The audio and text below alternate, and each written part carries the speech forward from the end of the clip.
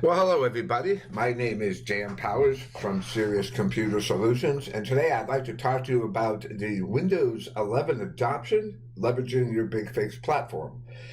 And why do I feel like we just did this? Wasn't so long ago, but let's take a look at what has changed here in Windows. And Windows 10 is 6 years old. It's kind of hard to believe that. It's like I think of things as pre-pandemic and past pandemic, but the end of life of Windows 7 was January 14th, 2020, when I was working at Champion Solutions Group. We did a lot with BigFix, a lot with our customers to help them move to Windows 10 and adopt Windows 10. Of course, some of the big things we had to deal with back then were 64-bit versus 32-bit. Most machines were still running BIOS booting, were not UEFI. Customers didn't even know what that was, really. But that was a process, and I think a lot of customers changed out some hardware, learned a lot of things as they took on Windows 10, and hopefully took advantage of some of those security features in Windows 10. But beginning this year, we're going to have Windows 11. Now, you may not be jumping to it, and I don't know the exact end of life of Windows 10. However, Windows 11 is being released in a few months, and at the end of the day, Windows 11 definitely has a new interface to it.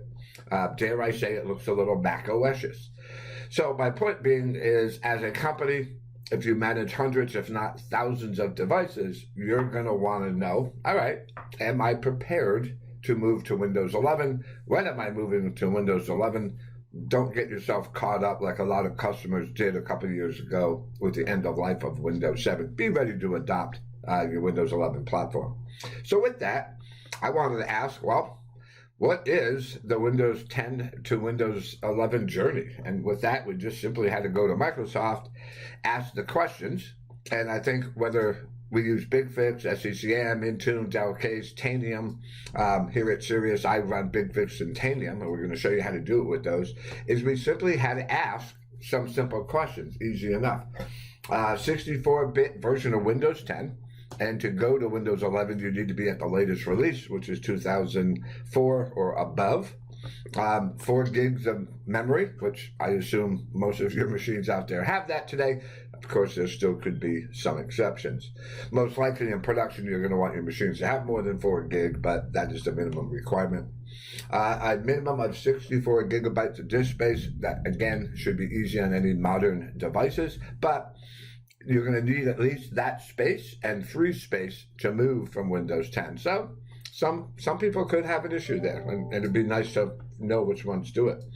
UEFI and secure booting. So Windows 11 is going to require UEFI booting. So no more getting away with the BIOS booting. You have to be secure boot enabled to get to Windows 11. So it also led me to an idea that a couple of years back, as we were moving people from Windows 7 to Windows 10, our push was to make them 64-bit Uefi enabled.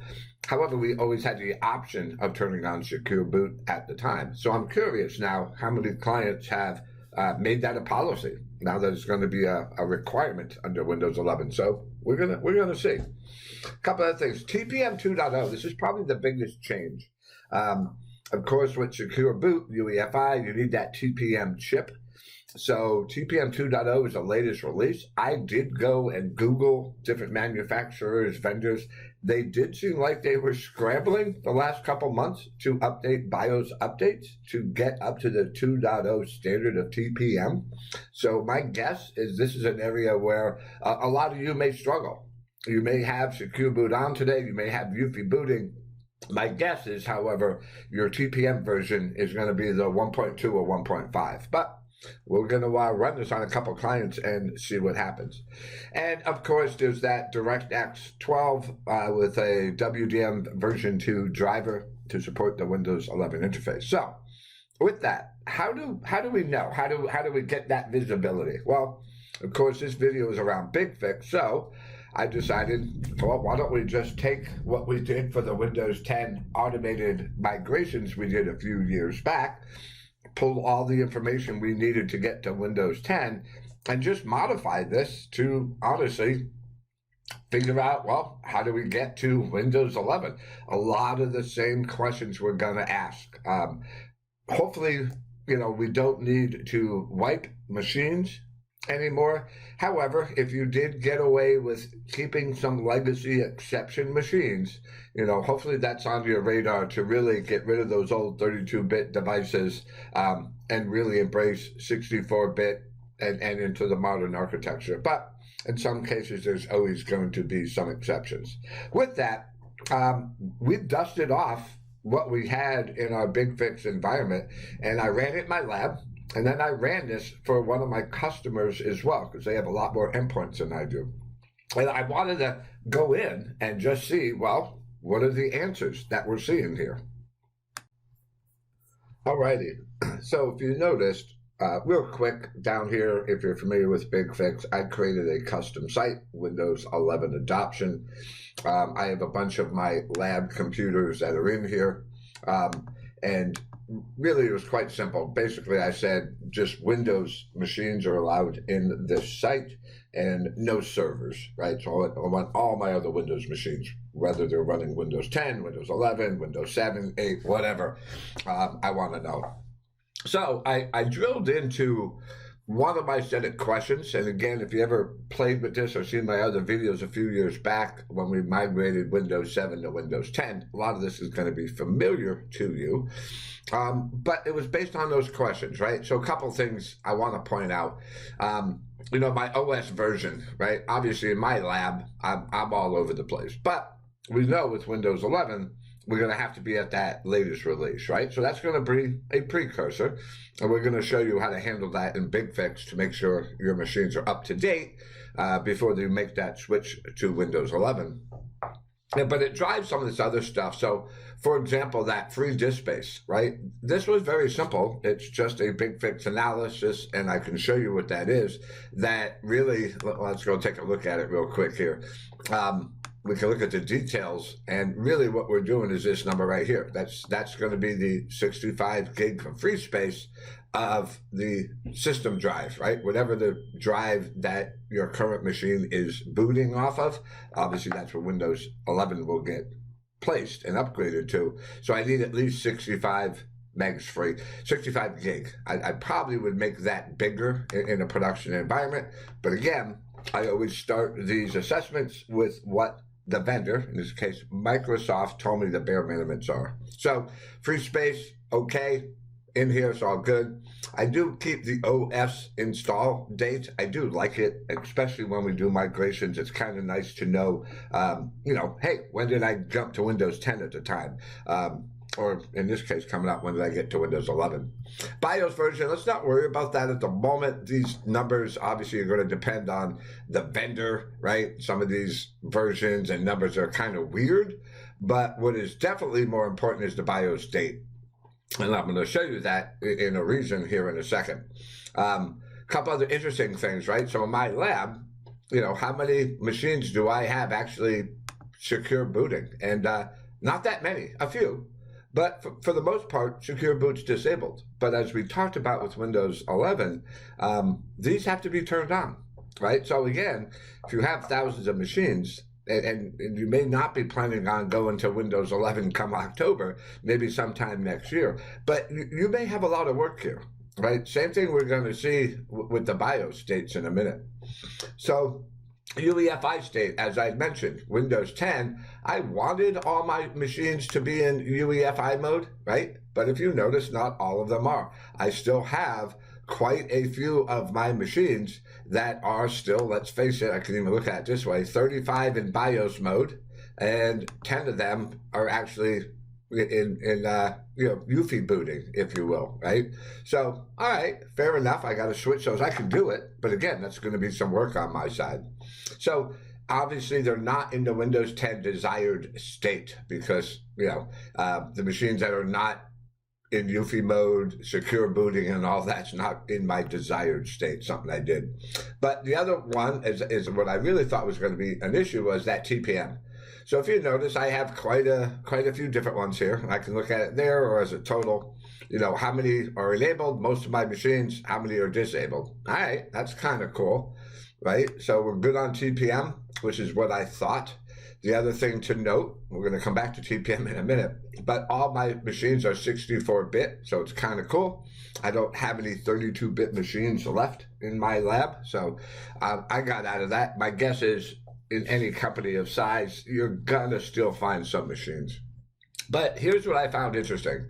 So remember, we said Windows 11 is going to require TPO 2.0. And there's a WMI area there we have to go fix. But wow, I was kind of amazed, right? Because I ran these machines. We did that upgrade to Windows 10. We even updated a lot of these BIOSes at the time to 2019, 17, and 18. But TPM, they're way behind the mark. So I actually went out on some vendor sites and looked at TPM versions and noticed that vendors just this year are scrambling to get to that 2.0, which is you're going to need to get to Windows 11, which means now you're going to have to update your BIOSes as well.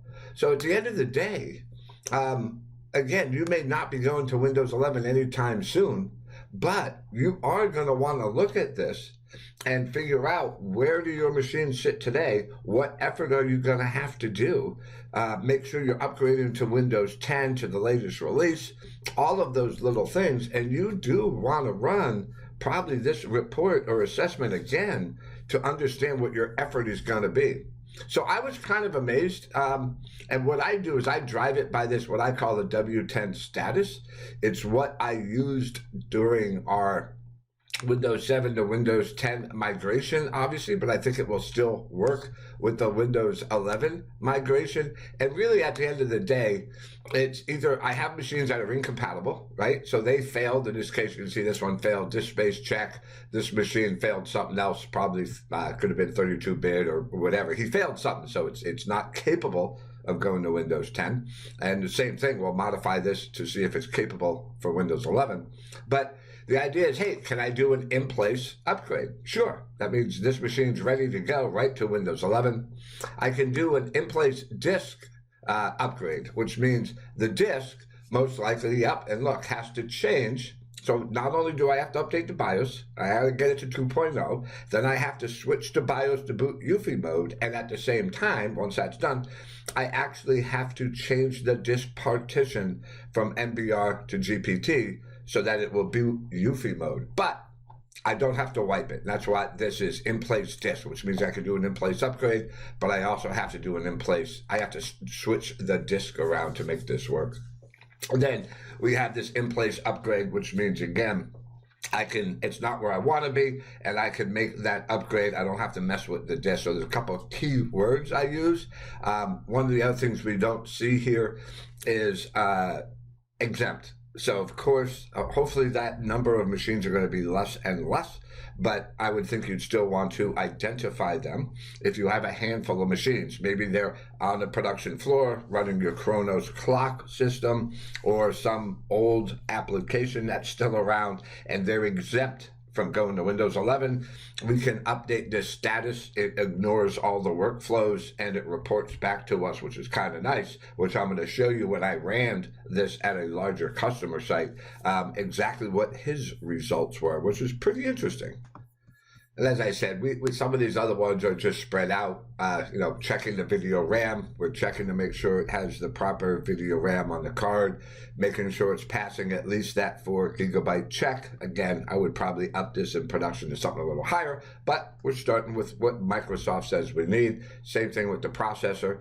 You notice most of these machines are fine on disk space. However, there's a few of them that they don't quite have this is close, but it doesn't have 65 gig free. So at the moment, I can't move this machine to the Windows 11 architecture at the moment, right? I don't have the disk space. I have to clean it up. So again, my point being, you really want to know this stuff now, and not next year when you go to adopt Windows 11 and realize you have all this work to do. So as I had mentioned as well, there's multiple other ways to look at stuff and to update in the BigFix environment. So for an example, in BigFix itself, if you own patch, which I assume you do, I'm going to type Windows 10. I haven't done this in a little while, so let's see what shows up here. But what I'm going to look for here is some Windows 10 fixlets that come out of the patch site automatically. Actually, I'm going to get too many hits, so let's filter down here for a second. So here you go. I had to filter out. We had so many matches, right? But filtered out by the fixlets, by the patch site, and patches for Windows. And there I was able to find. So I could find here that BigFix automatically is going to create this fixlet, which I can deploy. It's even going to tell you which machines that I'm able to deploy this to, where I could push out and upgrade these machines to this version of Windows, right? So again, this is my lab environment. I'm assuming most production areas, they're probably a little more stable with their versions of Windows 10. But again, I'm going to find out here at one of my customers shortly. But that's one of the things we can do. We can schedule this. We can do the update to Windows 10 by running these simple fixlets inside of BigFix itself, which will update your servers. And if you own Lifecycle, you can also even leverage the OSD component of BigFix, which is here where I could actually run the Windows in place update.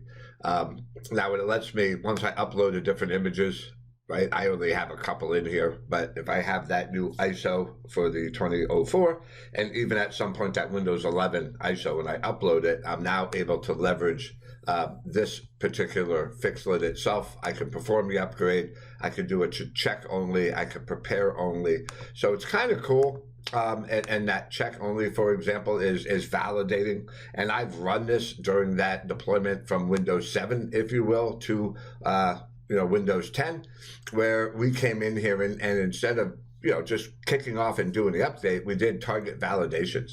So we would run this and we would check the CPU, we would check the disk space, we would check and ran with the proper switches the ISO to upgrade to Windows 10, and it would report back whether that was going to be successful or not. So gave us a lot of high confidence that when we actually did it in production and ran it on the machines for real, they were going to upgrade. So if you have OSD, OS and bare metal deployment, it's not just for bare metal targeting machines with no OS at all. You can leverage this to manipulate your Windows 10 versions, features, and that upgrade to Windows 11. So I'm going to pause the video and we're going to go run some of that stuff at a client site. I can't show you all of their information because it's a client, but we'll sum up the information we found and we'll see what it looks like.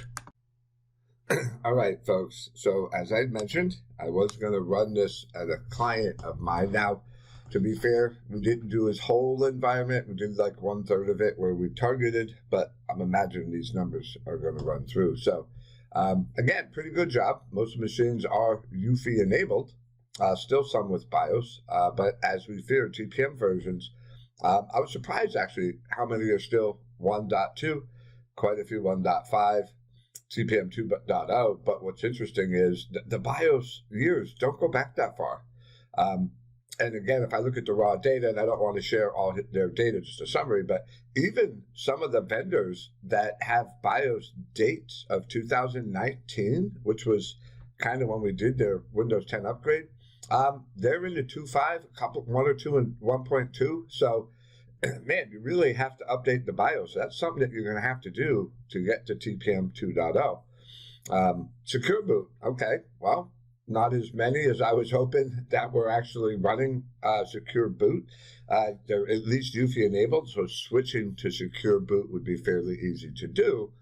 But again, you do want to understand where your security posture is, and highly, I do believe Windows 11 is going to be a requirement that you're secure booted. So work to be done.